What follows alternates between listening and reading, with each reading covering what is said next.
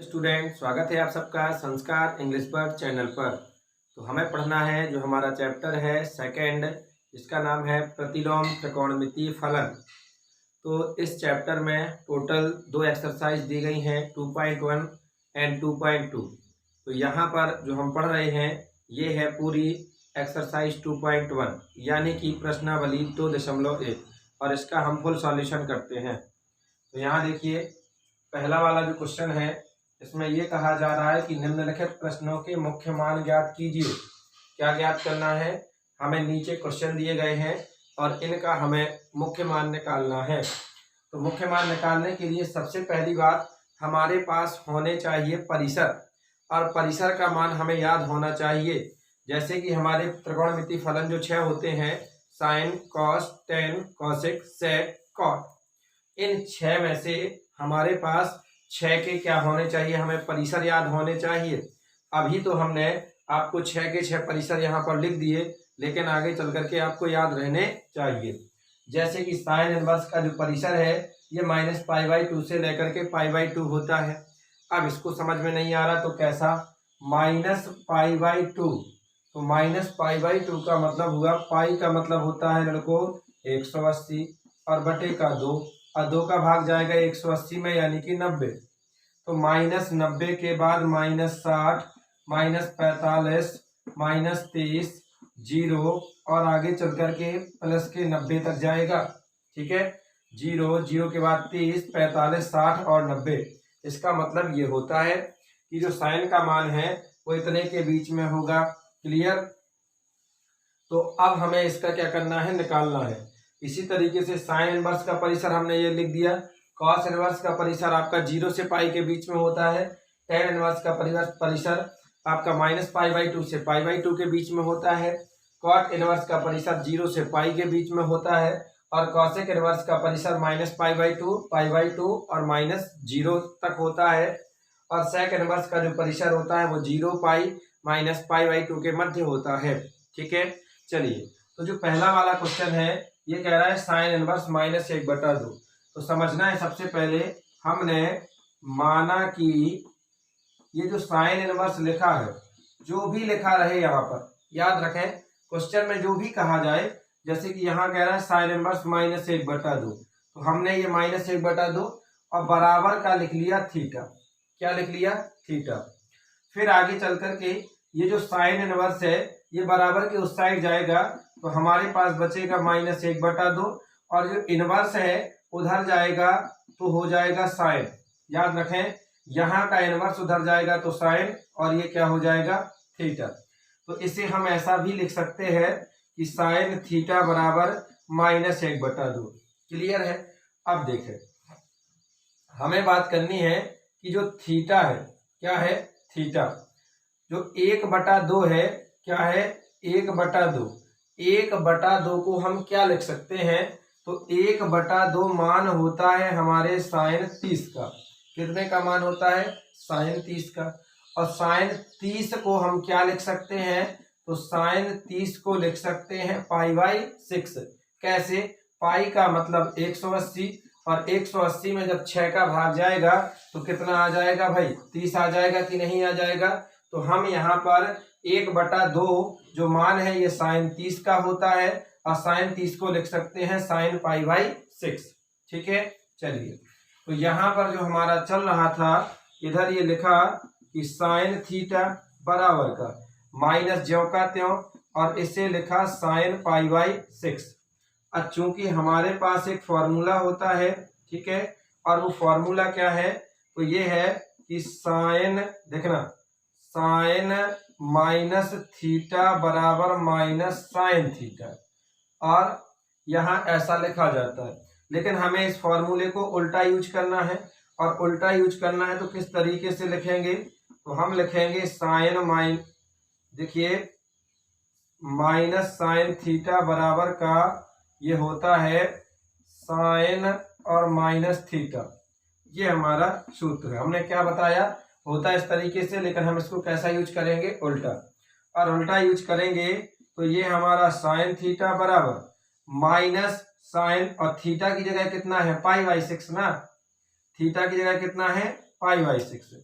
तो भैया मेरे साइन और ये माइनस और थीटा की जगह कितना आ जाएगा π/6। अब ये जो साइन है और ये साइन दोनों बराबर के साइन है तो कैंसिल हो जाएंगे। तो हमारे पास जो बचा थीटा बराबर क्या बचा क्या बचा π/6। और ये जो -π/6 है ये -π/2 और π/2 के बीच में है कि नहीं है, तो बिल्कुल है। तो इसे हम लिख सकते हैं कि जो थीटा है एलिमेंट है ये काहे के बीच में, -π/2 से π/2 के मध्य में। आया समझ में। और इतना लिख देने के बाद ये थीटा की जगह पे जो माना था हमने, थीटा की जगह पर क्या माना था, तो थीटा की जगह पर माना था साइन इनवर्स -1/2। तो थीटा की जगह हमने लिख दिया साइन इनवर्स -1/2 और बराबर का आ गया हमारा π/6 और यही हमारा क्या है आंसर है। क्लियर हुआ। अब ध्यान दें, यदि आप चाहें तो यहां पर इस वाली लाइन के बाद ये एक लाइन लिख सकते हैं और वो लाइन क्या है जो हम यहां लिख करके बताए जा रहे हैं यहां के बाद कि हम जानते हैं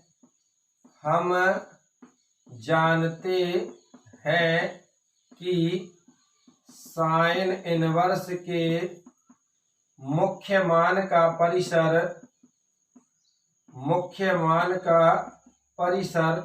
और जो ये होता है क्या लिखा है -π/2 मुख्य मान का परिसर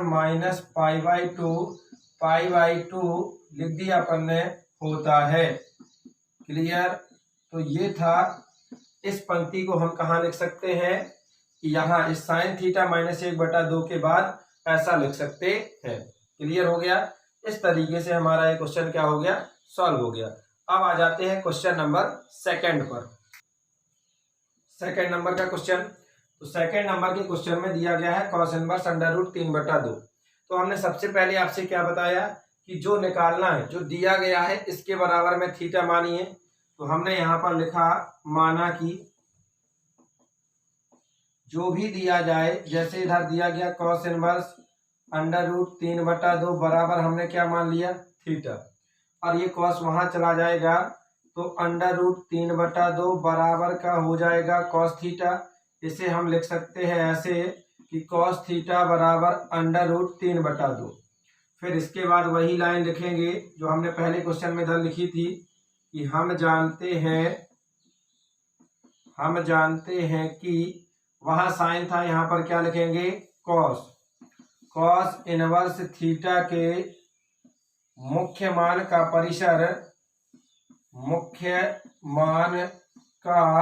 परिसर। देखिए cos इनवर्स, तो cos इनवर्स का जो परिसर है वो 0 और पाई के मध्य है, तो 0 पाई ठीक है होता है। ये हमने क्या कर लिया लिख लिया कि 0 पाई क्या होता है। क्लियर। अब उसके बाद क्या हो जाता है, ये जो cos थीटा है हमें याद रखना है √3/2। √3/2 काहे का मान होता है, वो भी cos में।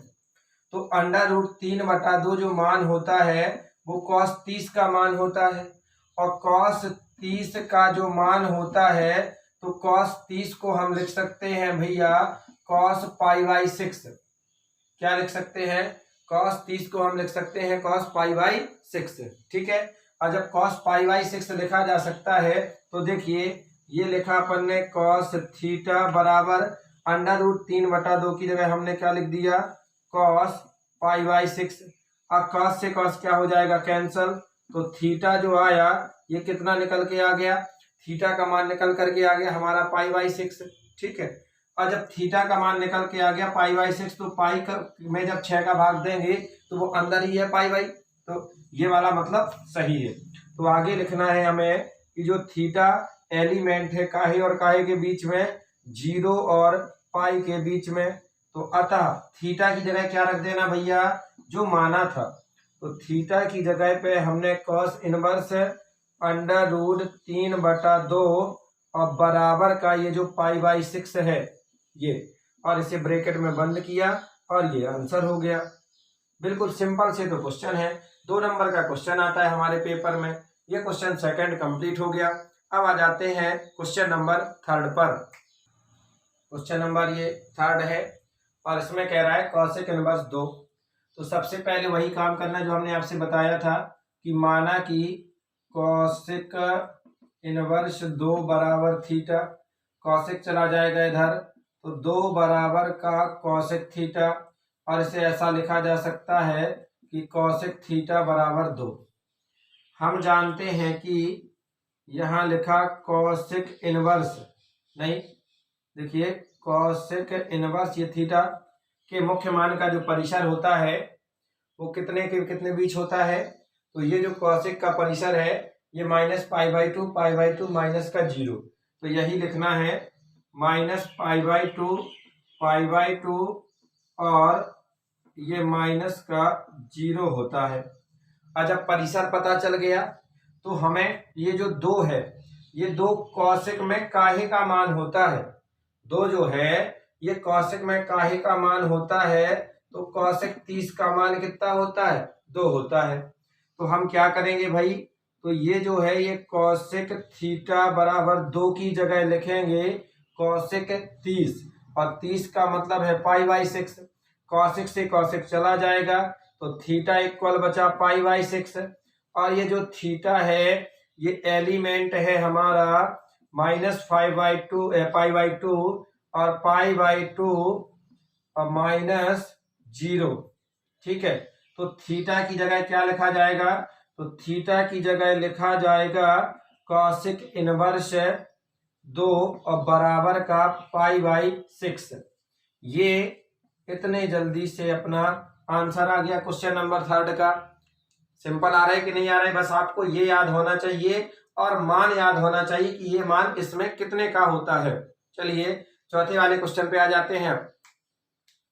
ये क्वेश्चन अपना, और इसमें कहा गया है tan इनवर्स -√3, तो वही काम करना है। माना कि tan इनवर्स -√3 ऐसे लगा लो बराबर थीटा, ये tan चला जाएगा उधर -√3 बराबर tan थीटा, तो tan थीटा बराबर -√3। और यहाँ पर हमें क्या लिखना है कि tan इनवर्स थीटा के मुख्य मान का परिसर साइन कॉस tan, तो ये होता है -π/2 π/2, ठीक है होता है। ये हमने मुख्य मान ये जो परिसर था वो लिख लिया। और इसके बाद हमें याद रखना ये जो √3 है ये √3 tan में 60 का मान होता है, और जब 60 का मान होता है तो 60 को हम लिख सकते हैं π/3। क्या लिख सकते हैं, π/3। तो देखिए यहाँ पर हमने लिखा tan थीटा माइनस √3 को हमने क्या लिख सकते हैं, तो इसे लिख सकते हैं tan π/3। क्या लिखा जा सकता है, tan π/3। और चूंकि सूत्र होता है कि माइनस का tan थीटा बराबर होता है tan माइनस थीटा, तो यहाँ पर अपना ये tan थीटा ज्यों का त्यों माइनस tan थीटा बराबर होता है tan माइनस थीटा, तो tan माइनस थीटा का काम यहाँ कर रहा है π/3, तो ये हो गया π/3। tan से tan कट जाएगा तो थीटा आ जाएगा -π/3, और यहाँ π/2 से π/3 के बीच में होना चाहिए। तो हम यहाँ लिखेंगे कि जो थीटा है ये एलिमेंट है कितने के बीच का, तो ये है माइनस का π/2 से लेकर के π/2 के मध्य, -π/2 ये हो गया थीटा एलिमेंट, -π/2 और π/2 के मध्य। तो थीटा की जगह जो माना था तो यहाँ लिखे जा रहे थीटा की जगह माना था tan इनवर्स √3 और बराबर का कितना आ गया भाई, तो बराबर आ गया हमारा -π/3। ये जो चौथे नंबर का क्वेश्चन था इसका क्या हो गया, आंसर हो गया। तो शुरुआत के हमारे 4 क्वेश्चन क्या हो गए, कंप्लीट हो गए। तो ये आ गया अपना क्वेश्चन नंबर 5। अब क्वेश्चन नंबर 5 में लिखा है cos इनवर्स -1/2। तो सबसे पहले हमने क्या लिखा, माना कि cos इनवर्स -1/2 बराबर क्या हो गया, थीटा। तो जब ये cos उस साइड जाएगा तो ये हो जाएगा -1/2 बराबर का cos थीटा। अब क्या हो गया, ये माइनस का 1/2, ये cos उस साइड चला गया तो cos थीटा, या इसे ही ऐसा लिख सकते हैं कि cos थीटा बराबर का -1/2। क्लियर। हम जानते हैं कि cos इनवर्स थीटा की मुख्य मान का परिसर कितना होता है, 0 से पाई के मध्य होता है। कितना होता है, 0 से पाई के मध्य, ठीक है। और 0 से पाई के मध्य होने का मतलब 0, 30, 45, 60 और 90, और 90 से आगे चले जाए मतलब 180 तक, ठीक है। इसका मतलब ये हुआ धनात्मक होता है, ऋण का मान नहीं आता। और यहाँ पर ये क्या लिखा है, 1/2। तो देखिए हमने इसे लिखा cos थीटा बराबर 1/2 है ना। तो भैया ये जो 1/2 है ये मान होता है 60 का, ठीक है। लेकिन ये माइनस आगे रहेगा तो ये अपन ने cos थीटा मतलब 1/2 को हम लिख सकते हैं माइनस cos π/3। क्या लिख सकते हैं, अब ये माइनस में नहीं होना चाहिए क्योंकि ये मान हमारा होता है 0 से पाई के बीच में, मतलब धनात्मक। तो धनात्मक होता है तो इसके लिए हम एक सूत्र लगाएंगे। देखिए अभी तक जितने क्वेश्चन पढ़े आए उनमें तो यही आंसर हो जाना था, लेकिन अब नहीं हो रहा है क्योंकि इसका मान यहाँ माइनस में और ये हमारा परिसर से बाहर है, तो परिसर के अंदर मान आना चाहिए। तो हमने एक सूत्र लगाया कि cos π-थीटा बराबर होता है माइनस cos थीटा, जहां पर पाई का मतलब है 180 है। तो यहां पर हम क्या करते हैं, सूत्र लगाते, ये जो cos थीटा ये जो का तो रहेगा अपना, इससे कोई मतलब नहीं। यहाँ माइनस cos थीटा उल्टा लगा रहे सूत्र, माइनस cos थीटा का काम कौन कर रहा है भाई, π/3। तो थीटा की जगह हम क्या रखेंगे, π/3 ना। तो ये लिखा cos और ये पाई अपना ज्यों का त्यों, और माइनस थीटा की जगह क्या लिखेंगे, π/3। तो ये हो गया cos थीटा बराबर cos, इसे जब सॉल्व करेंगे तो ये हो जाएगा 3 पाई, और 3 पाई और माइनस का पाई। देखिए यहाँ पर बताए दे रहे सॉल्व करके पाई माइनस π/3, इसके बटे में कुछ नहीं है, 1 और 3 का एलसीएम लिया तो कितना आया 3, 1 का भाग 3 में तो इधर आ जाएगा सीधा 3 पाई और माइनस का पाई, और 3 पाई में से पाई चला जाएगा तो 2 पाई और बटेगा 3 यानी कि 2 π/3।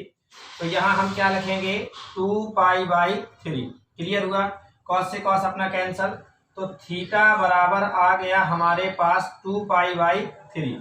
और जब ये 2 π/3 आ गया तो यहाँ पर हम क्या लिखेंगे, जो थीटा है, क्या है थीटा, देखिए यहाँ पर बता रहे कि जो थीटा है ये एलिमेंट हो गया कितने और कितने के बीच में।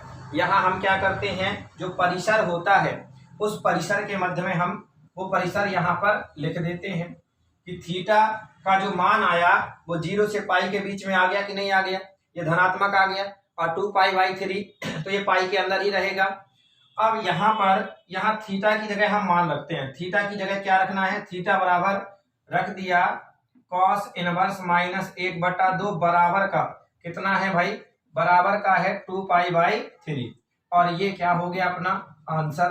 तो ये क्वेश्चन नंबर 5 क्या हो गया, कंप्लीट हो गया। नेक्स्ट आते हैं क्वेश्चन नंबर 6 पर। ये अपन ने लिखा क्वेश्चन नंबर 6। तो क्वेश्चन नंबर 6 में लिखा है tan इनवर्स -1, और tan इनवर्स -1 जो लिखा है तो सबसे पहले अपन ने क्या किया, माना, ये तो आपसे बनने लगा सबसे, tan इनवर्स -1 बराबर क्या मान लिया, थीटा। अब जैसे ये थीटा माना, ये tan उस साइड जाएगा तो -1 बराबर का हो जाएगा tan थीटा, यानी कि tan थीटा बराबर -1।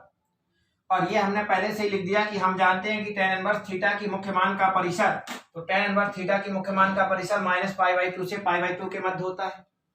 तो ये जाकर के डायरेक्टली लिखा अपन ने कि tan थीटा बराबर -1, और -1 भाई एक को हम क्या लिख सकते हैं, π/4 ना tan में। तो यहाँ पर ये लिखा कि tan थीटा बराबर -tan π/4 लिख लिया। और जैसे tan π/4 लिखा तो समझिए यहाँ पर आप जानते हैं एक फॉर्मूला होता है कि tan माइनस थीटा बराबर का -tan थीटा, और थीटा का काम कौन कर रहा है, तो थीटा का काम कर रहा है π/4, तो हम थीटा की जगह क्या रख देंगे, π/4। ये वाला तो ज्यों का त्यों रहेगा। तो tan थीटा बराबर ये माइनस की जगह समझिए -tan थीटा, थीटा का काम कौन कर रहा है, π/4। तो हम लिखेंगे क्या, पहले tan, ये tan फिर माइनस लगाया, थीटा की जगह लिखेंगे π/4। अब ये tan से tan क्या हो जाएगा, कैंसल, यानी थीटा बराबर आ जाएगा हमारा माइनस का π/4। क्लियर हुआ। तो अपना यहाँ पर थीटा बराबर क्या आ गया, माइनस का पाई/4, और इसे हम लिख सकते हैं कि थीटा एलिमेंट, ये -पाई/4। अपन को ये जो थीटा है वो परिसर के मध्य आना चाहिए, तो इसका परिसर क्या है, -पाई/2 और पाई/2, यानी कि आ गया ना। तो यहाँ पर लिखना वही परिसर लिख देते हैं, पाई/2 और ये पाई/2। ये परिसर लिखने के बाद थीटा की जगह जो हमारा मान था, थीटा की जगह ये थीटा लिखा, और ऊपर का लिखा अपन ने -पाई/4, और थीटा बराबर क्या था भाई, तो थीटा बराबर था हमारा tan इनवर्स -1, और बराबर का ये आ गया माइनस का पाई/4। तो ये माइनस, रुकिए सही से लिखे डायरेक्ट कि tan इनवर्स -1 बराबर माइनस का पाई/4। ये अपना क्वेश्चन नंबर जो 6 था ये कंप्लीट होता है। नेक्स्ट आ रहे हैं क्वेश्चन नंबर 7 पर। तो ये आ गया अपना क्वेश्चन नंबर 7। अब क्वेश्चन नंबर 7 जो है इसमें दिया गया है कि sec इनवर्स 2/√3। तो सबसे पहले क्या किया अपन ने, माना कि sec इनवर्स 2/√3 बराबर क्या कर लिया, थीटा। तो ये जो sec इनवर्स है ये उस साइड चला जाएगा, तो 2/√3 बराबर का ये sec थीटा, या इसको पलट करके लिख दें कि sec थीटा बराबर 2/√3। ये जो sec इनवर्स थीटा की मुख्य मान का जो परिसर है ये कितना होता है, 0 से पाई और पाई/2। तो 0 पाई माइनस पाई/2 ये अपन ने पहले लिख लिया। अब ये उठा करके ये लिखा sec थीटा बराबर का 2/√3। तो जो 2/√3 होता है ये sec में जो मान होता है 2/√3, ये sec 30 का मान होता है। कितने का मान होता है, sec 30 का। और जब ये sec 30 का मान होता है तो 30 को हम क्या लिख सकते हैं, पाई/6। तो यहां पर ये लिखा sec थीटा बराबर sec पाई/6, और sec से sec कैंसिल हो गया, तो थीटा इक्वल हो गया पाई/6। और थीटा के बाद हमने आपसे बताया कि क्या लिख देते हैं, थीटा एलिमेंट, ये जो परिसर दिया गया है 0 से पाई और माइनस का ये पाई/2, तो ये अपन ने परिसर लिखा ताकि पता चल जाए कि जो थीटा का मान है इसके मध्य आ गया। अब आगे थीटा की जगह अपन ये ज्यों का त्यों लिखेंगे, थीटा इक्वल पाई/6। और थीटा जो था, तो थीटा किसे माना था, तो ये माना था sec इनवर्स 2/√3 और बराबर का पाई/6। ठीक है, तो ये वाला भी अपना क्वेश्चन नंबर कौन सा कंप्लीट हो गया, ये क्वेश्चन नंबर 7 कंप्लीट हो गया। नेक्स्ट आ जाते हैं क्वेश्चन नंबर 8 पर। क्वेश्चन नंबर जो 8वां है, cot इनवर्स √3। और ये जो क्वेश्चन है ये सबसे सिंपल क्वेश्चन है, ठीक है, क्योंकि अपन को पता है कि जो cot में √3 मान होता है ये होता है cot 30 का, और इसमें कुछ करना ही नहीं है। हालांकि सभी के सभी क्वेश्चन सिंपल है। तो यहां पर लिखा, माना कि cot इनवर्स √3 बराबर थीटा, तो ये थीटा चला जाएगा उधर, तो 3 बराबर, सॉरी cot चला जाएगा उधर, तो cot थीटा हो जाएगा, और इधर लिख सकते cot थीटा बराबर √3। फिर से हमने वही लिखा कि cot इनवर्स थीटा, तो cot इनवर्स थीटा का परिसर क्या है, 0 से पाई, तो अपन ने लिख दिया। अब आगे करना क्या है, ये लिखा cot थीटा बराबर √3, और √3 को हम लिख सकते हैं cot, हमने आपसे बताया पाई/, मतलब ये जो मान होता है cot 30 का, और 30 को लिख सकते हैं पाई/6। cot से cot कैंसिल हो जाएगा, तो थीटा इक्वल आ गया पाई/6 है। आगे क्या लिखना, थीटा एलिमेंट, अब जो परिसर है इसका तो वही परिसर लिख देते हैं 0 से पाई। आगे क्या लिखेंगे, थीटा बराबर ये अपना पाई/6 है, और थीटा जो माना था ये cot इनवर्स है, तो ये लिखा अपन ने cot इनवर्स √3 और बराबर का पाई/6। लीजिए ये क्या हो गया, आंसर। तो क्वेश्चन 8 कंप्लीट हो गया है, और क्वेश्चन 9 पे आते हैं। अब क्वेश्चन नंबर आ जाता है 9, और 9 नंबर का जो क्वेश्चन है इसमें लिखा है cos इनवर्स -1/√2। तो ये लिखा अपन ने, माना कि cos इनवर्स -1/√2 बराबर थीटा। ये कॉस जाएगा उस साइड, तो माइनस का 1/√2 बराबर का हो जाएगा कॉस थीटा, या कॉस थीटा बराबर माइनस का 1/√2। ये परिसर हम पहले से ही लिखे बैठे हैं कि कॉस इनवर्स थीटा का जो परिसर है कॉस का कितना है, 0 से पाई के मध्य, तो लिखा। और यहाँ पर देखिए थोड़ा सा ये अन्य क्वेश्चनों की अपेक्षा थोड़ा सा कठिन है, ऐसा कॉस वाला लगा भी चुके एक, -1/√2। तो समझे ये कॉस थीटा, ये माइनस तो जो का तो 1/√2 जो है ये मान होता है 45 का। अब 45 को हम लिख सकते हैं π/4, तो इसे लिखेंगे हम cos π/4। क्लियर। और यहाँ जो परिसर है वो 0 से पाई के मध्य होना चाहिए, 0 से काय के मध्य होना चाहिए, पाई के मध्य। तो दिक्कत खड़ी हो गई है कि अब हमें ये लाना काहे में, ये माइनस का हटाना है। तो माइनस का जब हटाना है तो फिर से अपने पास ये फॉर्मूला है कि cos π-थीटा बराबर माइनस cos थीटा। तो देखिए थीटा का काम कौन कर रहा है, π/4, तो यहाँ थीटा की जगह क्या रख देंगे, π/4। ये तो ज्यों कहते हो यहाँ इतने पूरे की जगह समझिए माइनस माइनस cos थीटा की जगह π/4, तो ये वाला मान हम कहाँ रखेंगे, इधर। ये लिखा cos पाई ज्यों कहते हो और थीटा की जगह रखा π/4।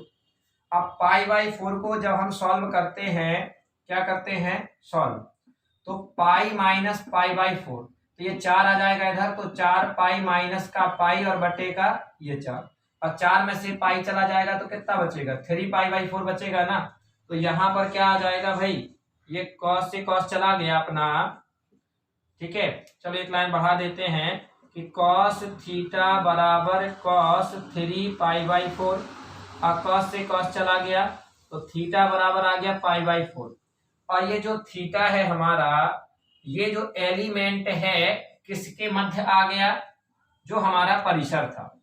तो थीटा एलिमेंट 0 से पाई में आ गया कि नहीं आ गया यहाँ पर, तो थीटा 3π/4 यानी ये धनात्मक आ गया। बहुत सारे बच्चे क्लास में ये कह रहे थे कि सर ये समझ में नहीं आता कि कभी कभार आप ऐसा क्यों कर देते हैं π-π/4। तो समझो लड़कों, हमें ये जो मान है वो लाना है परिसर के मध्य। किसके मध्य, जो परिसर है, इसका परिसर है 0 से पाई के, मतलब यानी धनात्मक ही है टोटल, इसमें ऋण का काम है नहीं। यदि हम यही काट देते तो हमारा माइनस का आ जाता ना, इसीलिए हम इसे ऐसा करते हैं। आया समझ में, क्योंकि हमें काय का लाना है, प्लस का। तो थीटा के इक्वल में क्या लिखेंगे अपन, थीटा इक्वल 3π/4, और थीटा किसे माना था, तो थीटा था अपना कॉस इनवर्स माइनस 1/√2 अब बराबर का 3π/4। लीजिए ये जो क्वेश्चन नंबर 9 और इसका आंसर हो गया। और अब आ जाते हैं क्वेश्चन नंबर 10 पर। 10वें नंबर का ये जो क्वेश्चन है, इसमें कॉसेक इनवर्स माइनस √2, तो यहां पर लिखा अपन ने, माना कि कॉसेक इनवर्स माइनस √2 बराबर थीटा, तो माइनस √2 बराबर का ये हो जाएगा कॉसेक थीटा, तो इसे लिखेंगे कॉसेक थीटा बराबर माइनस का √2। कॉसेक थीटा की मुख्य मान का परिसर अपन ने पहले से लिख लिया। आगे ये लिखा कॉसेक, ये जो थीटा है बराबर माइनस √2। तो देखें ये जो केवल √2 होता है ये कॉसेक में होता है 45 का मान। अब 45 को लिख सकते हैं हम π/4, तो यहां पर हमने ये माइनस तो आगे है, समझना, माइनस से कोई मतलब नहीं, √2 का मान लिखा कॉसेक π/4। ठीक, अब याद रखो आप डायरेक्टली माइनस कॉसेक जो लगा है इसे काट नहीं सकते, इसे आप क्या करेंगे, एक फॉर्मूला लगाएंगे, मतलब ये थीटा में माइनस चला जाए हो जाएगा, डायरेक्ट ऐसे नहीं कटता। तो पहले नंबर अपन ने लिखा कि चूंकि कॉसेक माइनस थीटा बराबर होता है भैया माइनस कॉसेक थीटा, तो कॉसेक माइनस थीटा बराबर माइनस कॉस थीटा, तो यहां मैच करें थोड़ा सा, माइनस माइनस कॉसेक थीटा बराबर, तो थीटा की जगह रखा π/4। तो हमें कुछ नहीं करना है, हमें भी थीटा की जगह पर यहां वाली क्या रख देना है, तो ये बन जाएगा हमारा कॉसेक COSEC और माइनस का π/4। तो कॉसेक से कॉसेक कैंसिल हो जाएगा, थीटा इक्वल हो जाएगा माइनस π/4, और ये जो थीटा है ये एलिमेंट हो जाएगा हमारा -π/4 से π/2, और इसे 0 में से अपन ने क्या करना है माइनस, इस तरीके से। तो लास्ट में लिख क्या देंगे अपन कि थीटा इक्वल यही अपना माइनस का π/4, और थीटा की जगह जो था क्वेश्चन क्या था, क्वेश्चन कॉसेक इनवर्स माइनस का √2 बराबर का -π/4। ये तो ये जो क्वेश्चन अपना था 10 नंबर का, ये क्वेश्चन भी कंप्लीट हो गया। और सिंपल से क्वेश्चन है। अब आ जा रहे हैं अपन क्वेश्चन नंबर 11 पर। क्वेश्चन नंबर 11 थोड़ा सा यहाँ पर आप अपनी बुक में देखेंगे तो वहां पर लिखा होगा निम्नलिखित के मान ज्ञात कीजिए, उसके बाद ये क्वेश्चन लिखा है, ठीक है। तो यहाँ देखें, अभी तक अपन जो निकालते रहे मान वो एक एक का मान निकालते रहे। अब यहाँ पर 3 आ गया है, जैसे tan इनवर्स 1, cos इनवर्स -1/2 और sin इनवर्स -1/2। तो जो tan इनवर्स 1 है इसे हम लिख सकते हैं π/4, क्योंकि हम मान निकाल चुके हैं। cos इनवर्स -1/2 को हम लिख सकते हैं 2π/3, और ये जो sin इनवर्स -1/2 है इसे लिख सकते हैं हम -π/6।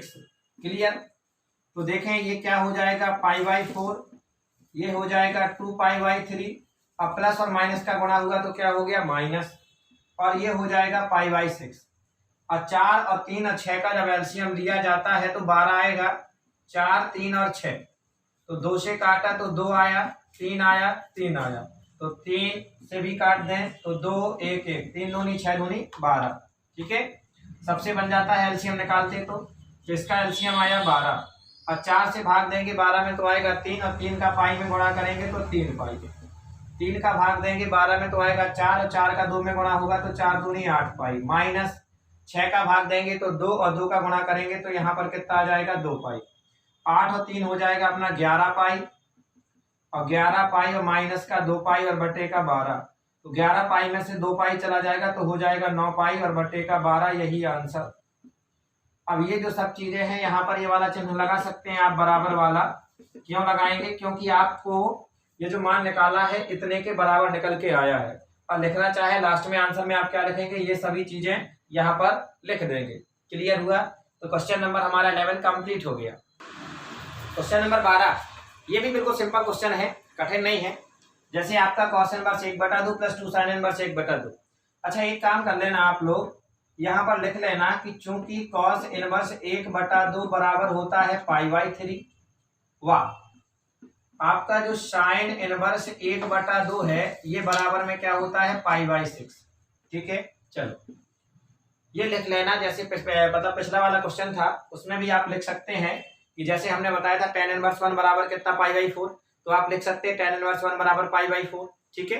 चूंकि में उसके बाद आ जाते हैं नेक्स्ट, यहाँ जो कर रहे थे अपन करें तो ये cos इनवर्स 1/2 को क्या लिख सकते हैं π/3, तो अपन ने ये लिखा π/3, और 2 sin इनवर्स 1/2, sin इनवर्स 1/2 को हम क्या लिख सकते हैं π/6 ना, तो ये क्या लिखा π/6, और ये π/3 और 2 का पाई में गुणा होगा तो एक काम करते हैं, चलो 2 से काट दिया तो कितना आया 3, तो ऊपर बचा π/3, और 3 और 3 का एलसीएम आएगा तो कितना आएगा 3 आएगा ना, और ऐसे इधर हो जाएगा पाई प्लस पाई, तो पाई और पाई जुड़ गए तो कितना हो गया 2π/3, लीजिए ये आंसर। आपको यहाँ पर चलो हमने देखा कि जो इसके पहले क्वेश्चन था 11 नंबर का वो बहुत जल्दी सॉल्व हो गया था, हैं। जैसे इसमें ये मान लिखा था वैसे ही आप लोगों को लिख लेना है कि चूंकि tan इनवर्स 1 बराबर का π/4।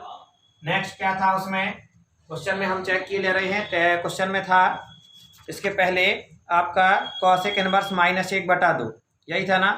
तो ये cos इनवर्स 1/2 था कि -1/2 था, क्वेश्चन देखिए -1/2, तो -1/2 इसके बराबर होता है आपका 2π/3, और ये था sin इनवर्स -1/2, तो ये वाला था आपका -π/6।